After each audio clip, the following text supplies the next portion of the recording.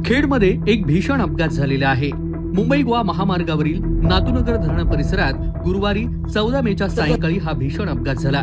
मुंबईहून खेडच्या दिशेने येणाऱ्या झायलो कारनं रस्त्याच्या कडेला उभ्या असलेल्या एलपीजी गॅस टँकरला जोराची धडक दिल्यानं एक महिला जागीच ठार झालेली आहे, तर गाडीमधील 2 लहान मुलांसह 3 जण गंभीर जखमी झालेले आहेत। या गाडीमध्ये खेडमधील एक कुटुंब होतं आणि अपघाताची तीव्रता इतकी जास्त होती की झायलो कारचा पूर्णपणे चेंदामेंदा झालाय।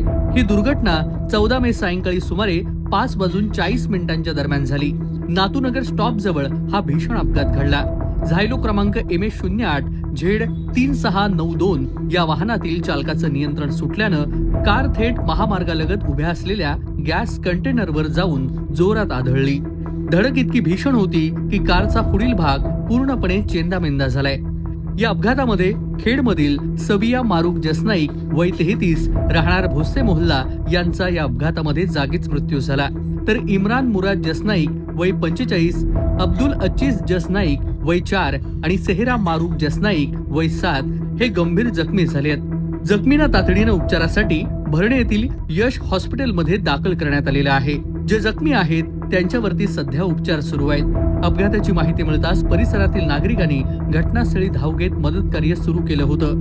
त्यानंतर भरणे नाका ब्रिज खाली सेवेत असलेली जगद्गुरु रामानंदाचार्य श्री नरेंद्रचार्यजी संस्थान नाणीसधामची विनामूल्य रुग्णवाहिका तात्काळ घटनास्थळी दाखल झाली होती।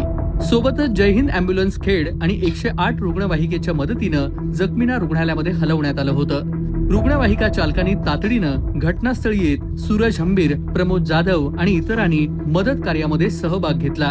घटनेची माहिती मिळताच पोलिसांनी देखील घटनास्थळी धाव घेत पंचनामा सुरू केलाय।